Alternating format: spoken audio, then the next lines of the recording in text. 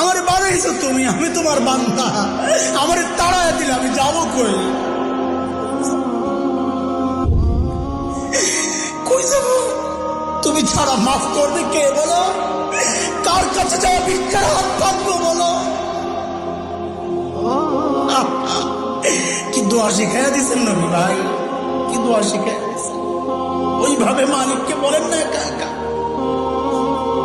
তুমি আমার রব, আনতা রব্বি, আনতা রব্বি, আর কেউ না।